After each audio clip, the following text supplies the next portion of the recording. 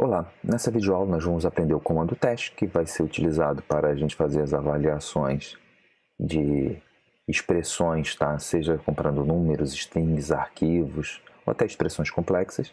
E depois a gente vai aprender desvio simples, que vai ser o if, e o desvio múltiplo, que vai ser o case. Antes de mais nada, vamos entender aqui o que vem a ser o nosso comando teste. No nosso comando teste, ele é um comando extremamente poderoso, só que não é tão intuitivo para o usuário olhar, que os parâmetros dele serão os parâmetros a serem avaliados. Então, normalmente usa-se um alias, que é o quê? O abre e fecha colchete.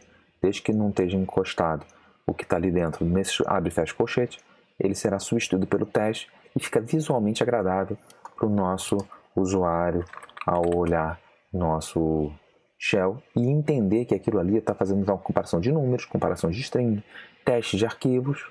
Tá? E como eu falei também, expressões complexas como AND ou lógico. Tá? Lembrando que no teste ele retorna 0 para verdade e 1 para falso. E no Unix, de forma geral, 0 é verdadeiro, tudo terminou bem. E qualquer número diferente de 0, que normalmente é um código de erro, é quando terminou com algum problema, que é o nosso falso. Tá?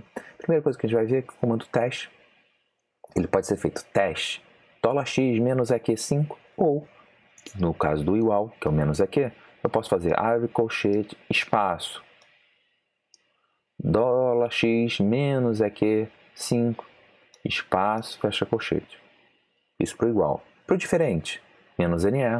Para o menor que, menos LT. Para o maior que, menos GT. Menor ou igual, menos LA.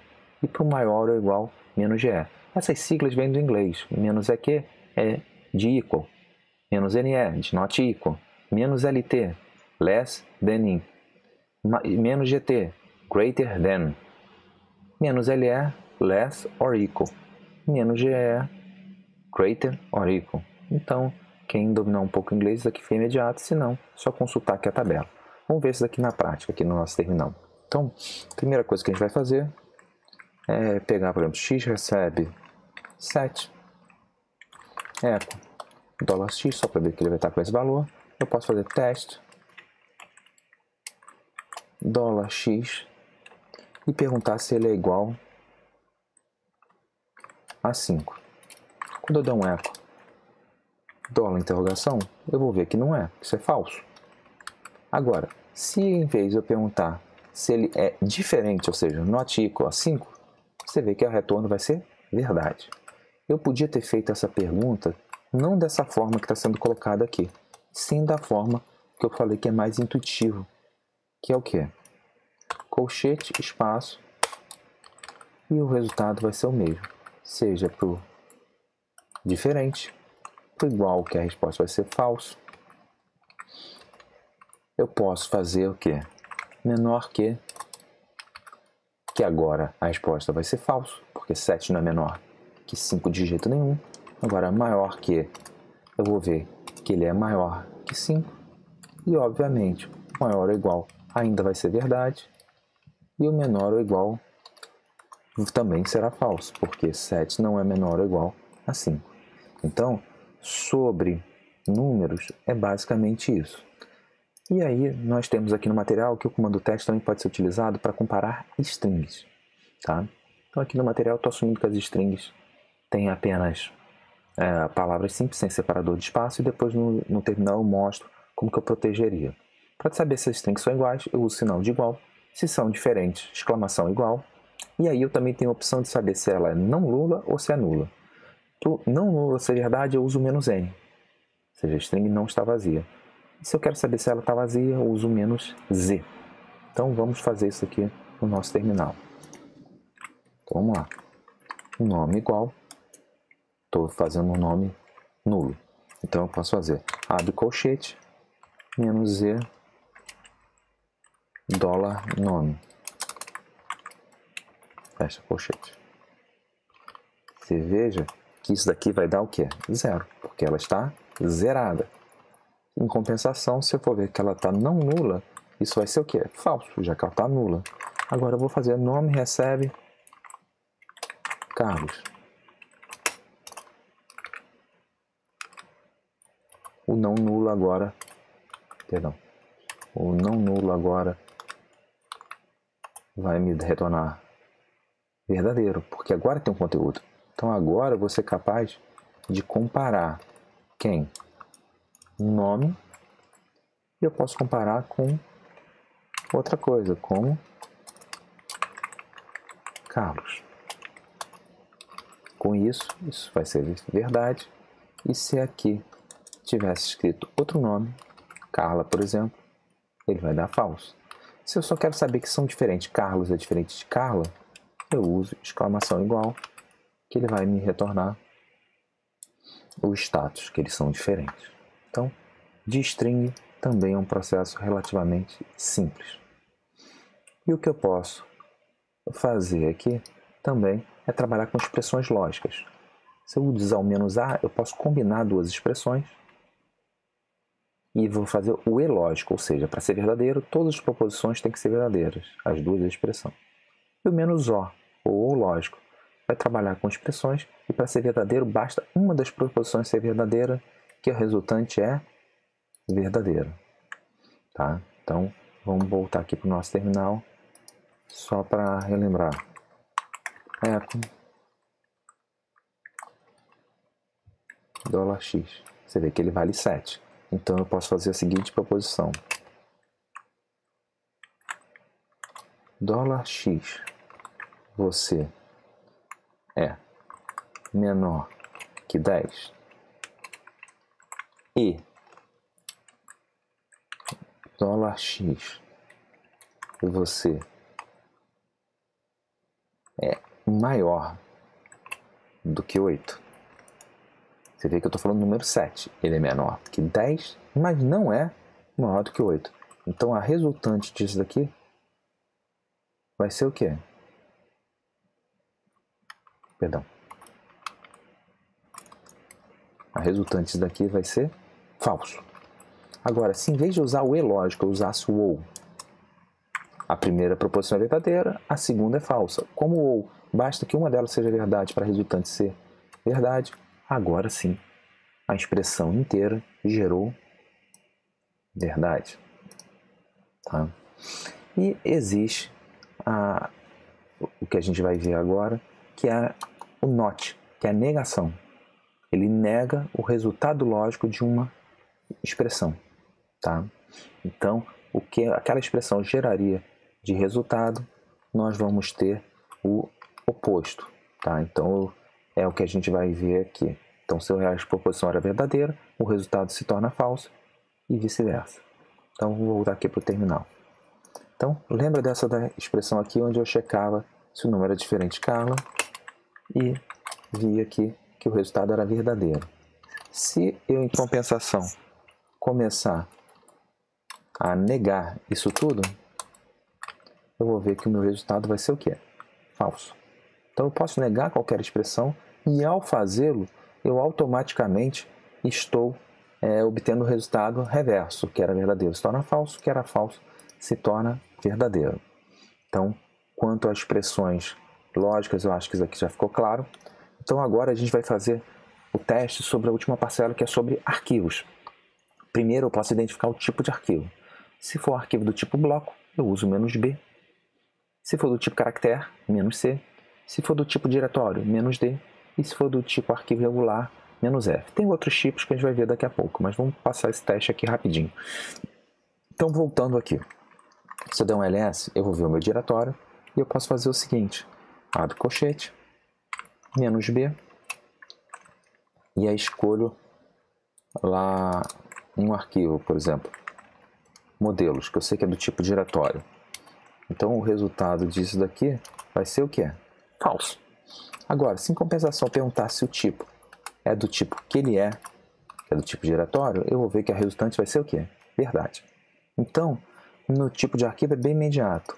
Ele vai identificar aquele tipo do arquivo. Então, eu vou voltar aqui no material para a gente ver que além daqueles tipos, que vai ser o bloco, caractere, diretório, arquivo regular, eu tenho o L maiúsculo, que é o arquivo do link simbólico, "-p", que eu vou identificar se aquele arquivo é do tipo pipe, "-s maiúsculo, se é um socket de rede, e agora eu vou mostrar dois outros nomes que aí sim vai ser para valer para qualquer arquivo. O "-e" é é se o arquivo existe no sistema de arquivo, e o "-s" indica que aquele arquivo é não vazio, tá? Então eu vou usar o "-s" e o "-e". Lembrando que o "-s" é minúsculo, porque S maiúsculo é do tipo socket. Então vamos lá. ls-l. Eu vou ver aqui que eu tenho um arquivo vazio que é o notas. Então, se eu estiver fazendo o seguinte teste, "-s", para saber se é vazio, no arquivo notas, no eco, $, minha resultante vai ser o quê? Falso. Mas se em compensação eu não estava vendo notas, eu estava vendo um arquivo que é o teste, que é um arquivo que tem conteúdo, eu vou ver que o resultante vai ser o quê? Verdade. Lembrando que para ambos, inclusive para o notas, se eu estiver usando o "-e", a resultante será verdadeira, porque basta existir no sistema de arquivo, independente de ter ou não conteúdo, tá? Outra coisa que a gente pode fazer é saber características do arquivo, tá?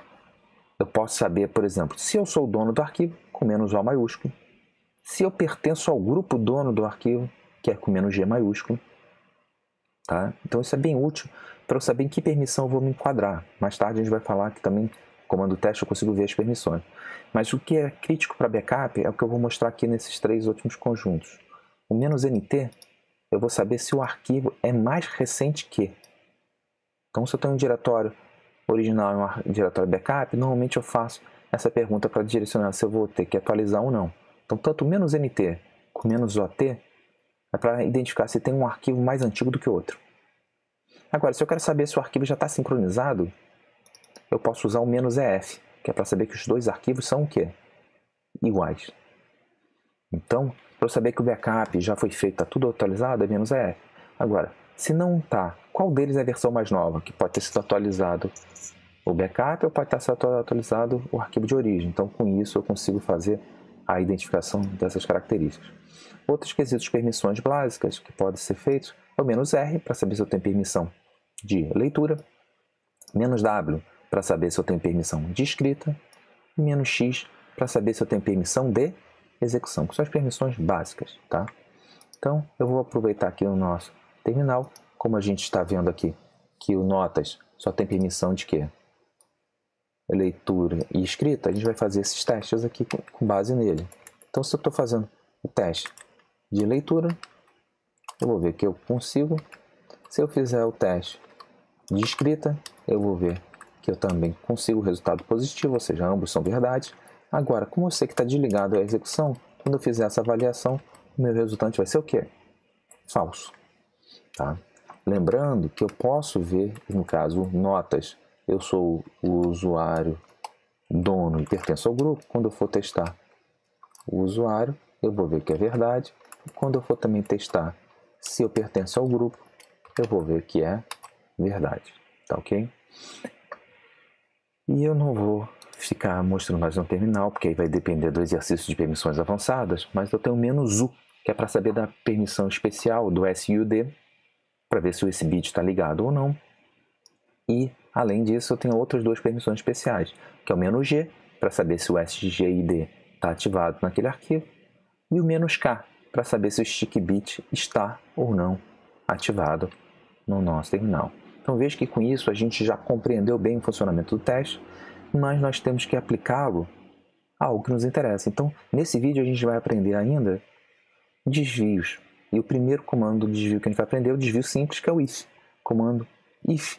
Ele é empregado em shell script como a maioria das programações. Normalmente, após o if, eu coloco o comando teste, normalmente com alias, abre e fecha colchetes, tá? Mas eu posso usar qualquer outro comando ali. O importante é que o código de retorno do comando, se for 0, vai ser considerado verdade. Se for diferente de 0, é considerado falso. Como a gente já viu, esse é o comportamento do teste. Ele retorna 0 ou 1, mas qualquer outro utilitário retorna 0 ou o código do erro. Beleza. Como que funciona o if? O if, a sintaxe dele é if, espaço, a condição que eu quero avaliar. E na linha seguinte, normalmente eu começo o bloco do caso verdade. Que se for verdade, eu começo o bloco iniciado com a palavra reservada, then. Acabei de executar o caso verdade, ele pula dali para a linha seguinte depois do FI. Veja que os desvios, o marcador inicial é escrito de uma forma, if, e o marcador final é inverter as letras, FI. Agora, se não caiu na expressão no caso verdade, ela é no caso falso, então ela pula o bloco then, não executa nada dali e procura o bloco else. Se não existir bloco else, ele vai para logo após o if. Mas se existir o bloco else, ele executa todo aquele bloco até o final e em seguida começa o comando seguinte após a letra fi, que normalmente é logo ao final do else. Vamos ver primeiro a sintaxe do if sem o else. Então eu tenho lá if, espaço, normalmente abre o colchete, bota a minha condição ou expressão que eu quero avaliar, fecha colchete, then. Se ela for verdadeira, eu venho aqui, nesse exemplo, eu executo o comando 1 e o comando 2. Não foi verdadeira, ele vem aqui para a linha seguinte, após o if, e não faz nada. Agora, se ela for verdadeira, eu faço todas essas linhas e venho aqui para o if. É uma situação simples, onde eu só quero tratar se aquela condição for verdadeira. Agora, um caso mais completo do if é, eu tenho if e uma condição expressão. Se ela for verdadeira, eu venho aqui para o then e executo essas linhas. No caso aqui tem o comando 1. Foi verdadeiro, eu executei aqui, pulo todo esse bloco do else e vou parar onde? No if. Agora, se a condição foi falsa, em vez de executar o then, eu pulo todo esse bloco e venho aqui para o else e executo o que? No caso, o comando 2. Então, o if, ele avalia a expressão. Se foi 0, ou seja, se foi verdadeiro, ele executa o bloco aqui do then. Se foi diferente de 0, ele executa aqui o bloco do else. Tá? Observa que o else não é teste nenhum. Foi feito o teste lá em cima, ele já vem para cá. Agora, e se eu quiser fazer aqui no else, eu faço um novo teste. Aí você vai começar a trabalhar com identações, ou seja, ifs aninhados, um dentro do outro. E aí no shell script existe essa sintaxe aqui. If, condição ou expressão 1. Se ela for verdadeira, eu executo esse conjunto. Se for verdadeiro, eu venho daqui e já pulo direto para quem? Para o if. Agora, se essa condição foi falsa, aí sim eu me pergunto, essa condição ou expressão aqui é verdadeira? Se for, eu venho para cá. Caso contrário, eu iria fazer o quê? Buscar um else. Como se não tiver, vou novamente para o final do if. Tá ok? Então, de uma forma completíssima, seria essa daqui. Se a condição ou expressão for verdadeira, eu executo esse bloco aqui. Se não for, eu pergunto, a segunda condição, ela é verdadeira? Se for, até tem um erro de digitação aqui. Se for, tem aqui o bloco do then, tá? Que a condição 2 é verdadeira. E aí eu executo esse comando 2. Se essa condição aqui for falsa, aí nós vemos aqui para esse else, que eu executo o comando 3. Tá ok? Então aqui eu tenho duas condições aninhadas, uma dentro da outra. Tranquilo? Pois bem. Então isso está bem entendido, o if. Vamos fazer aqui um script que use esse comando if, só para a gente testar. Então, vi e a gente vai fazer aqui, por exemplo, comp num. Vamos botar. Compara 2.sh. Primeira coisa que eu vou fazer aqui, só para a gente treinar, é eu vou botar um comentário. Neste script, compararemos o primeiro parâmetro com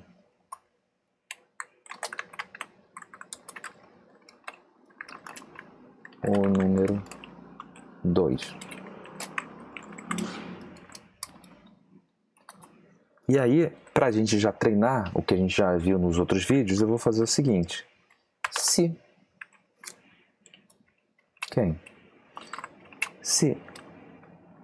o dólar tralha não for igual a quem? A 1. Ou seja, se eu não recebi um parâmetro, eu sei que deu um erro de sintaxe. Então eu vou fazer o seguinte. Then echo. E eu vou usar o echo menos "e" e vou botar sintaxe, dois pontos, $0, espaço, número, contrabarra em E se eu quiser ainda ficar mais bonitinho, o que eu posso fazer? Ctrl+N, e aqui eu fazer também uma quebra. Ctrl+N, e ainda vou dar uma tabulação, Ctrl+T. E digo que se aqui der algum problema, eu quero terminar o meu código. Exit 12, que é um código de erro 12. Enfim. Então, se não recebi um parâmetro no número de parâmetros adicionais, eu paro ali. Então, o que eu sei nesse ponto? Recebi um parâmetro chamado $1. Então, agora, o que eu posso fazer? Se $1 for o quê? Igual a 2, then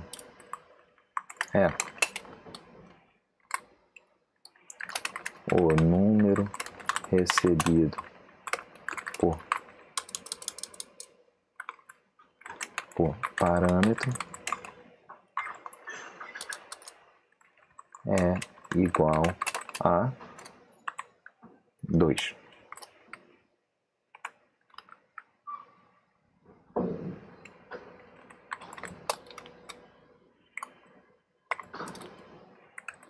Elif, ou seja, um else seguido de um if, que se ele não é igual, ele é diferente. Ele pode ser o quê?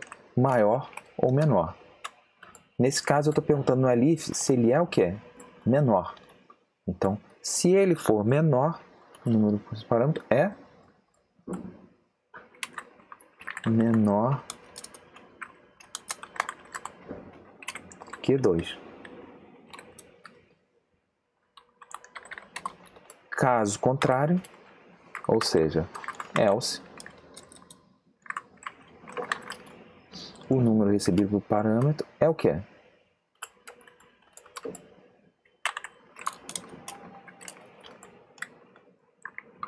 Maior que 2. E feito isso tudo, eu finalizo aqui o meu fim. Então eu já estou fazendo nessa situação aqui o que? Igual a 2. Nessa situação aqui, menor do que 2. E nessa situação aqui, eu vou estar trabalhando o quê? Maior do que 2. Concorda que essas são todas as possibilidades do número? Ou ele é igual a 2, ou ele é menor do que 2, ou é maior do que 2, desde que o número recebido seja o quê? Um número. Tá? Eu estou simplificando aqui o tratamento de se ele é número ou não, que mais tarde, em outra videoaula, a gente vai aprender essa separando. Então, só estamos assumindo que se a pessoa passou o parâmetro, ela sabe o que está fazendo. Então, eu vou dar um chmod mais x compara 2.sh, e se eu não souber executar, eu vou tentar rodar o compara 2. E olha o que vai acontecer, ele joga a sintaxe. Compara 2, um número. Agora, se eu passei um número, 78, o número recebido por parâmetro é maior do que 2. 78 é maior que 2. Se eu passei 1, é menor do que 2. Se eu passei o 2, o número é igual a 2. Então, vê que o nosso código funciona de forma tranquila para a gente identificar como que é esse número, se é igual ou não. E mesma coisa valeria para string, para arquivo, tá? Eu só quis ilustrar num script pequenininho como que a gente fica, tá? Então, só para recapitular mais uma vez, eu vou abrir aqui o código e vai fazer uma leitura terapêutica dele. Então, primeira coisa, eu botei aqui um comentário explicando o que o script vem a fazer, que é comparar com o número 2. Depois, eu botei aqui uma mensagem de erro para validar se eu recebi os parâmetros corretos. Que eu espero um parâmetro, tá? Que é o número. Se eu não receber esse parâmetro, eu explico para o usuário o que ele tem que fazer, que é botar o nome do script seguido do número. Aí o usuário faz, tudo bem, e tem um código de retorno. Tudo terminou bem aqui no final, tá?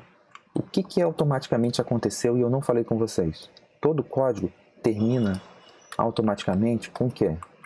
Exit 0, tá? Então, se eu cheguei aqui no final, o exit deu 0. Mas, pô, professor, imagina que eu quero ter códigos ainda diferentes. Só quero que seja o exit 0 se e somente se eles são iguais. Então, eu boto o exit 0 aqui. Se eles são iguais, Se o número é menor, eu quero que ele faça o exit com código de retorno 1. Se o número é maior, eu quero que ele faça com código de retorno o quê? Por exemplo, 10. Então, com isso, eu definindo esse código de retorno, quando eu for comparar aqui com menor que 1, eu também tenho o echo, dólar interrogação, ele vai me retornar 1. Se o número era o 10, que é maior, ele vai me retornar 10. Pô, professor, foi porque você botou 10? Não. Se eu botar 100, o número vai continuar sendo maior, o código de retorno é 10. E se o número aqui for o 2? Veja que o código de retorno é 0, porque a gente definiu que tudo terminou bem. E, professor, se você esqueceu de passar os parâmetros, ele vai mostrar a sintaxe. Aquele código de retorno que eu comentei, que é o 12. Então, com isso, a gente começa a entender e a montar scripts organizados. Tá? Então, aqui a gente já começa a ter uma cara de shell script. Voltando aqui para o material, para finalizar o último tópico dessa videoaula, a gente vai aprender o comando case. Tá? O comando case é uma estrutura de desvio múltiplo. Tá? Também bastante empregado shell script quando eu quero ter vários ninhos de ifs, quando todos eles estão referenciando uma única variável, ou seja, estou achando padrões de uma determinada variável. Uma coisa importante é que se você usar os casos e não colocar o duplo ponto e vírgula, ele vai seguir naquela situação e vai varrendo e executando todas até o final do case. Então, se eu quero executar apenas uma situação, eu tenho que terminar com ponto e vírgula, como a gente vai ver aqui adiante. Tá? Então, a sintaxe básica é case. E eu escolho a variável que eu estou querendo avaliar, em seguida eu boto in e coloco cada condição que eu quero, ou seja, cada valor que ele vai assumir aqui separado, e executo os comandos que eu desejo para aquela determinada condição. Lembrando que de uma condição para outra, para não correr e fazer condição 1, condição 2 em seguida, eu uso o ponto e vírgula. Se eu quero uma condição que embarca tudo, eu posso botar aqui um asterisco, que ele vai enquadrar qualquer situação, tá bom? Novamente, é um desvio. Então, eu começo com case, termina com meu exec. Tá? Então, esse é o comportamento aqui básico do nosso comando case. Tá? Então, só para a gente ficar com isso aí claro, esse comando é um comando que vai funcionar somente se aquela variável ela puder ter vários valores ou parâmetros. Então, vamos fazer aqui um exemplinho. Deixa eu voltar aqui para o nosso terminal, para a gente voltar aqui no exemplinho. Então, vamos aqui trabalhar com switch case. Então, vi case.sh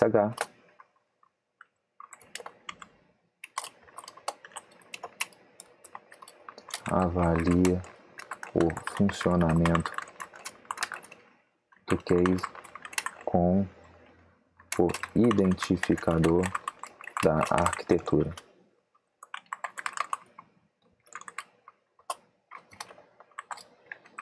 Recebido como primeiro parâmetro. Bom. Então aqui a explicação do nosso teste. Então eu faço aquele mesmo esquema. Se $tralha não for igual a 1, then echo -0 sintaxe, dois pontos, contra barra N, contra barra T, $0, espaço, arquitetura,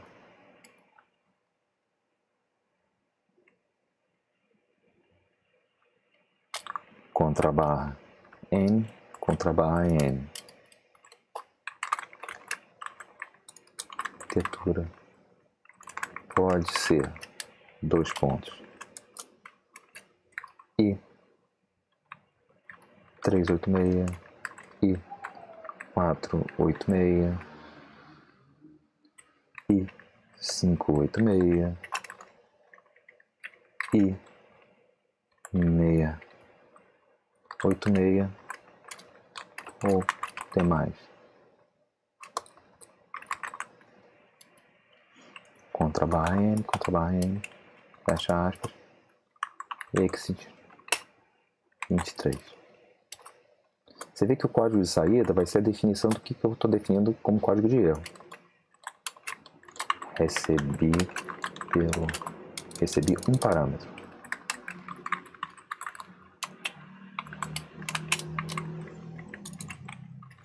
Arquitetura. E aí eu vou me perguntar. Eu posso fazer o seguinte. Case. $1 in e 386. E aqui que eu vou fazer? Echo máquina 80 386.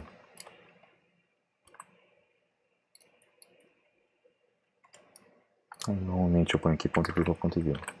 Agora, só para ganhar tempo, eu vou copiar essas linhas e vou colocar aqui 486. Aqui eu vou usar 586.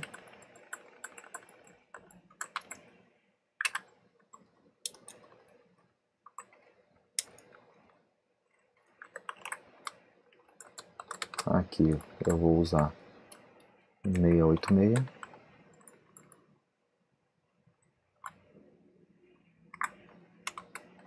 E aqui, como são os tipos que eu especifiquei ali, eu vou deixar o asterisco, que vai pegar qualquer outro tipo, e vou dizer máquina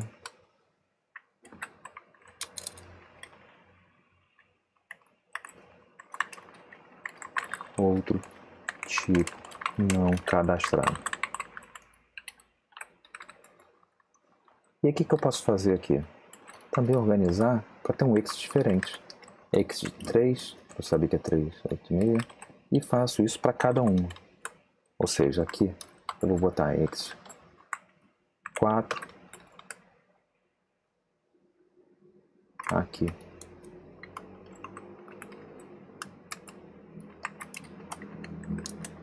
exit 5,